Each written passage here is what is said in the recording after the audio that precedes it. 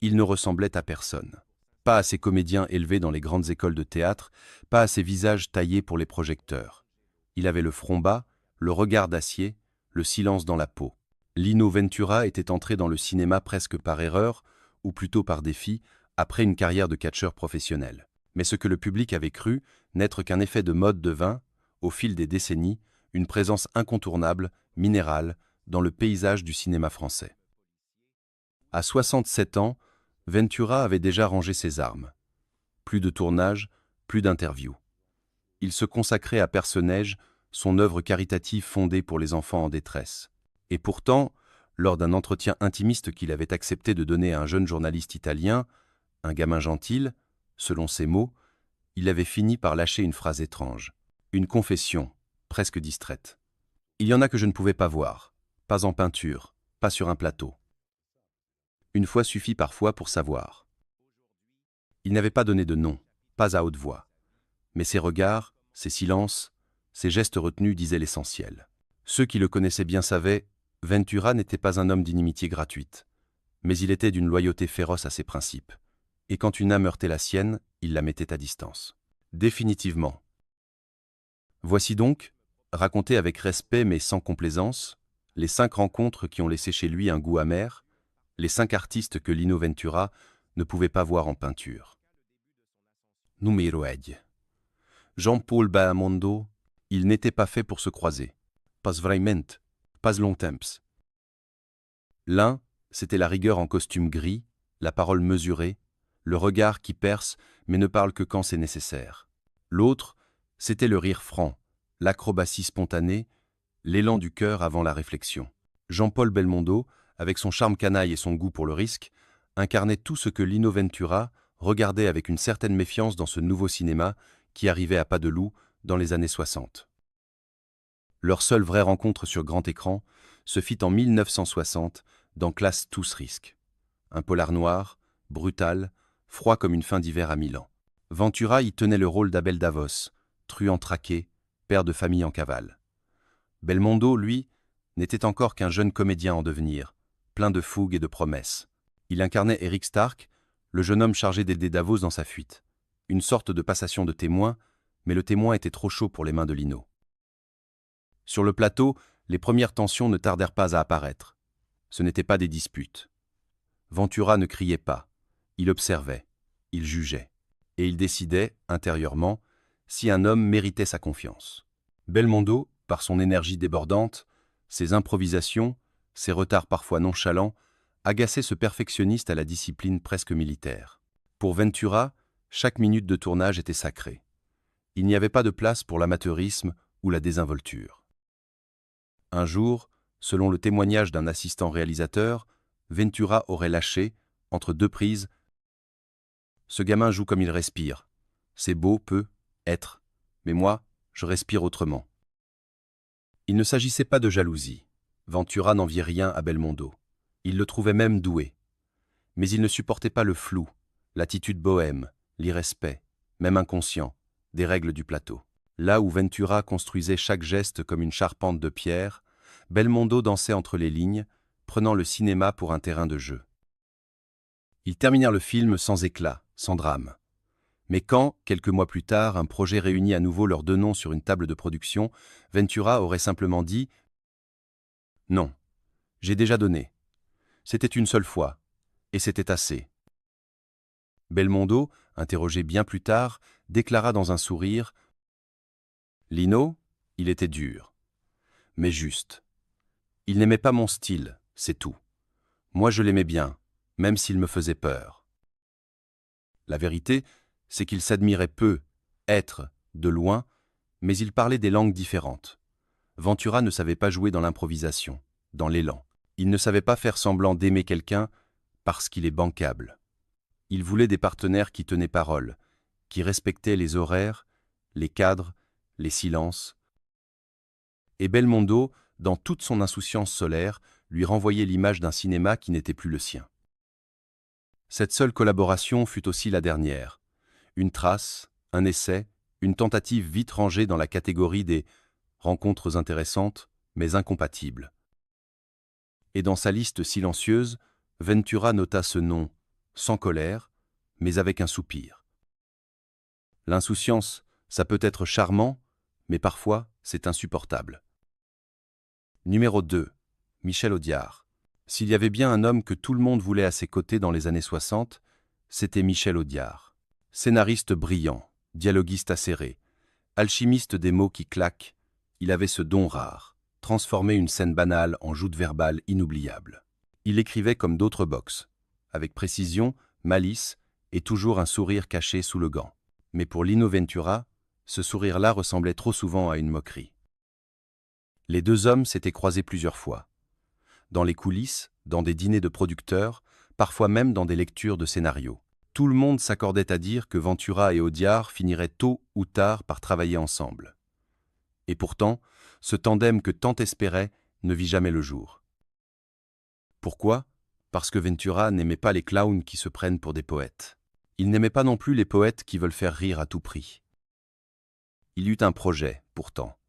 Une histoire de flic désabusé dans le Paris des années 70. Audiard avait écrit un premier traitement. Les producteurs étaient aux anges. Ventura fut approché. Il lut. Il relut. Et il refusa. C'est bien écrit.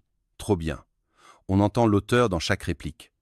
Moi, je veux qu'on entende le personnage. Ce fut le premier accroc.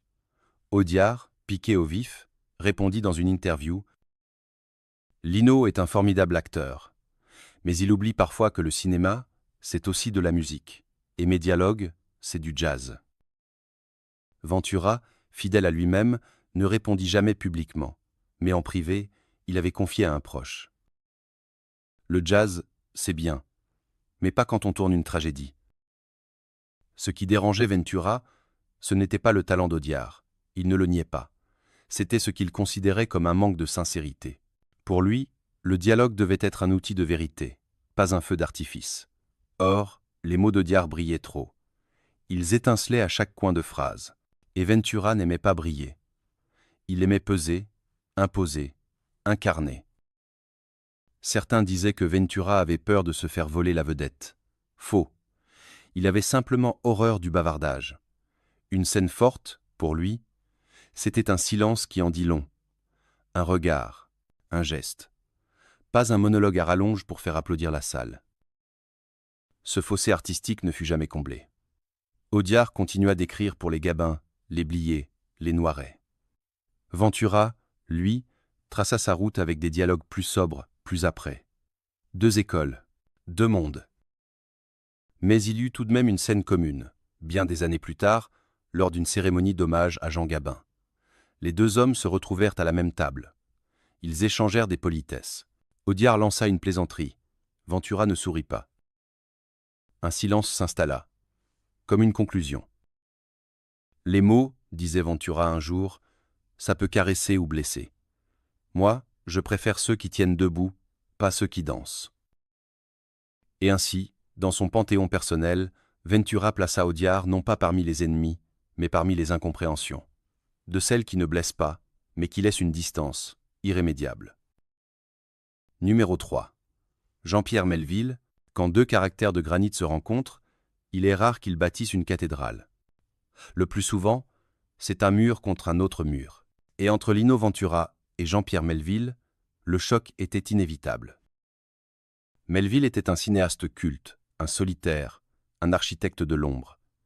Il imposait ses silences comme d'autres imposent leurs mots, ses plans fixes comme des sentences. On le disait obsessionnel, tyrannique parfois, mais d'un génie froid, mathématique, implacable. Ventura, lui, était tout aussi rigide, mais à sa manière. Il défendait une forme d'humanité brute, de vérité sans artifice, une fidélité absolue à ce qu'il croyait être juste.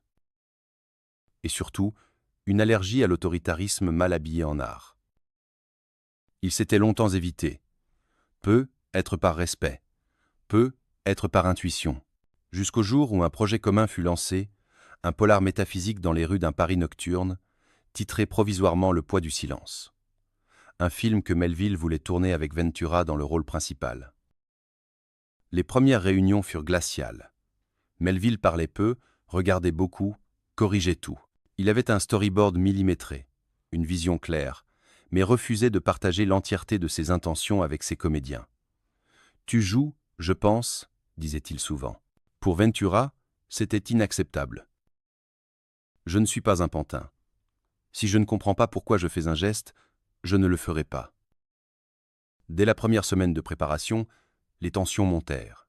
Melville exigeait des répétitions sans fin sur des silences, des entrées de chant, des regards qui devaient durer exactement 4 secondes, pas une de plus. Ventura, qui croyait en l'instinct, en la sincérité du moment, se sentait étouffé. Un jour, après une prise particulièrement pesante, Melville s'approcha de lui et déclara « Tu ne comprends pas le silence ». Ce à quoi Ventura répondit, sans hausser la voix, « Non, je ne comprends pas l'orgueil ». Le tournage n'eut jamais lieu. Ventura quitta le projet, sans fracas, mais sans retour.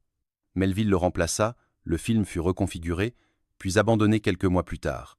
Aucun des deux hommes ne reparla jamais de cette tentative avortée. Plus tard, dans une conversation privée, Ventura résuma l'histoire en une phrase laconique. Deux capitaines sur un même navire, ça finit toujours par couler. Il ne méprisait pas Melville.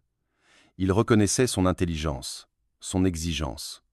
Mais il ne pouvait pas le supporter. Trop fermé, trop opaque, trop sûr de lui. Ventura avait besoin de liens humains, d'une écoute réciproque. Melville, lui, imposait. Il construisait ses films comme des temples de glace, où les acteurs devenaient des statues, belles mais figées. Et Ventura n'avait jamais voulu être une statue. Il voulait vibrer, respirer, se tromper, parfois, mais à sa manière. Entre eux, il n'y eut ni cri, ni insulte, juste un constat, comme une trêve froide. On n'a pas besoin de se haïr pour savoir qu'on ne doit plus jamais se croiser. Numéro 4. Brigitte Bardot. Il ne l'avait jamais vraiment regardée, ou du moins pas comme la regardaient les autres. Là où le monde entier voyait une déesse, un mythe, un souffle de liberté échevelé, Lino Ventura, lui, voyait surtout une distraction, un orage médiatique permanent, une tempête de flash qui faisait trembler le sérieux du cinéma qu'il aimait. Brigitte Bardot et Lino Ventura n'ont jamais partagé l'affiche. Pas une scène, pas un plan, pas un dialogue commun. Et ce n'est pas un hasard. Ce fut, en réalité, une décision, de sa part à lui. Tout remonte à un festival à Cannes, dans les années 60. Ventura y était venu à reculons, comme toujours. Il n'aimait pas les paillettes, les tapis rouges, les sourires obligés. Il était là pour soutenir un film d'un ami. Bardot, elle, était l'attraction principale. Entourée, acclamée, poursuivie. Ce jour-là, sur les marches du palais, elle monta avec une robe qui faisait parler, un sourire qui faisait tomber, et une insouciance qui, pour Ventura, frisait l'insolence. À ses côtés, un journaliste s'était exclamé « Quelle icône ?» Et Ventura, sans ironie, mais sans chaleur, avait répondu « Une icône peut être, mais pas une actrice ». Ce fut le point de départ d'un refus ferme, réitéré à plusieurs reprises, de toute collaboration avec Bardot. Les producteurs tentaient pourtant, alléchés par l'idée d'un duo aussi opposé. Un projet d'espionnage fut même proposé, où Ventura devait jouer un agent dur et taciturne, et Bardot, une informatrice frivole mais brillante. Il lut le script, puis déclara simplement « Je ne joue pas avec une image. Je joue avec des âmes. » Ce qui l'irritait chez Bardot, ce n'était pas son talent, qu'il ne niait pas totalement, c'était son rapport au métier. Elle semblait y entrer comme dans un bal, en ressortir sans prévenir, puis y revenir par caprice. Ventura, lui, avait une vision sacrée du cinéma. Pas de place pour les hésitations, les coups d'éclat, les scandales fabriqués.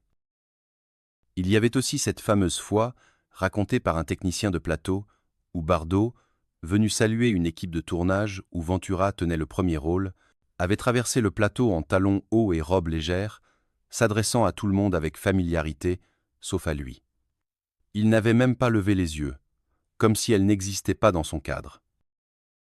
Des années plus tard, dans une interview, Bardot lâcha à propos de Ventura « Il était trop sérieux pour moi, trop sévère.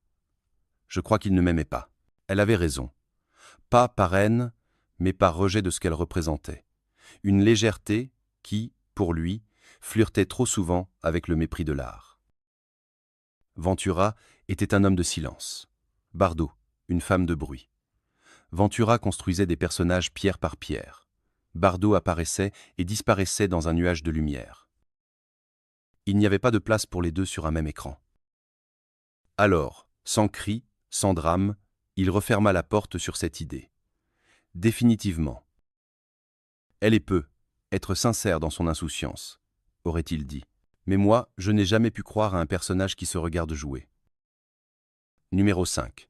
Un producteur anonyme. Ce n'était ni un acteur, ni un réalisateur.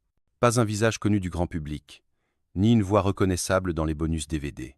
Mais dans les couloirs feutrés du cinéma français des années 70, son nom ouvrait des portes, dictait des castings, fixait des budgets. Un producteur de poids, au carnet d'adresses épais, au sourire huileux et à l'élégance toujours légèrement trop parfaite pour être honnête. Lino Ventura l'avait croisé plusieurs fois, en réunion, en dîner de financement, en comité de lecture. Il le trouvait courtois, mais creux, opportuniste, de ceux qui serrent la main sans jamais vraiment regarder dans les yeux. Il ne l'aimait pas, mais il le supportait, jusqu'au jour où cet homme franchit une ligne invisible. C'était autour d'un projet de drame social, dans les banlieues ouvrières du nord de la France. Un rôle grave, humain, dans la lignée de ce que Ventura aimait, donner une voix à ceux qu'on n'écoute jamais. Le scénario était poignant, l'équipe artistique motivée, tout semblait prêt. Puis, au fil des répétitions, des tensions émergèrent sur le plateau. Des techniciens non déclarés, des cachets impayés, des conditions de travail douteuses.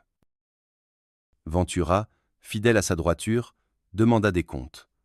On lui répondit par des silences gênés. Puis un jour, ce producteur l'invita discrètement dans un bureau, à l'écart du tumulte. Il y avait du whisky, des sourires fins et une enveloppe. L'homme posa l'enveloppe sur la table, la glissa doucement vers lui et murmura « Lino, tu n'as rien vu. Ce film, on peut le sauver. Il faut juste un peu de souplesse, tu comprends ?» Ventura ne répondit pas. Il se leva, laissa l'enveloppe là où elle était et dit seulement « Je ne suis pas un complice ». Le tournage fut interrompu quelques jours plus tard, officiellement pour raisons logistiques. En réalité, Ventura avait quitté le projet, et avec lui, une partie de son image publique d'acteur bancable. Il devint compliqué, intransigeant, peu flexible. Mais il s'en moquait. Il préférait l'oubli à la compromission. Des années après, on lui demanda en interview pourquoi il ne faisait plus autant de films. « Parce qu'il y en a trop que je ne peux plus regarder sans honte. » Il ne cita jamais le nom de ce producteur. Par pudeur, peu, être, par dégoût, sûrement. Mais il avait raconté cette scène à ses proches, à ses amis les plus loyaux. Elle était devenue une légende dans certains cercles. L'homme à l'enveloppe et Ventura debout. Un symbole de résistance silencieuse. Ce producteur, lui, continua sa route. Il produisit encore, moins qu'avant. Mais il n'eut jamais plus l'occasion de croiser Ventura. Ce dernier l'avait classé dans une catégorie que peu de gens occupaient. Ceux qui essaient d'acheter ce que j'ai de plus cher, ma conscience. Et dans cette liste, silencieuse, personnelle, presque sacrée, ce nom sans visage brillait d'une lumière sombre, pas par haine, mais par principe. Il ne criait jamais, il ne dénonçait pas dans les journaux, ne réglait pas ses comptes à la télévision, ne laissait traîner aucun mot amer. Lino Ventura, fidèle à sa pudeur de rock, préférait l'éloignement au scandale. Mais ceux qui l'ont approché, qui l'ont vraiment écouté, savent, derrière ces silences, il y avait des murs infranchissables. Ces 5 noms, certains célèbres, d'autres dissimulés, formaient un territoire interdit. Non par vengeance, mais par nécessité. Ventura ne détestait pas pour le plaisir. Il éloignait ce qui blessait ses valeurs, ce qui trahissait le cinéma en lequel il croyait. Un art d'honnêteté, de respect, de fidélité. À la fin de sa vie, il se retira dans une modestie presque monastique, refusant les hommages trop bruyants, les rétrospectives larmoyantes. Il vivait entouré de dossiers de personnages, cette fondation qu'il avait créée non pour sa gloire, mais pour offrir une voix à ceux qu'on n'écoutait jamais. Et dans ce retrait, loin des plateaux, il n'évoquait plus les noms du passé. Il gardait ses cicatrices pour lui, comme on garde une vieille photo dans un tiroir qu'on n'ouvre pas souvent.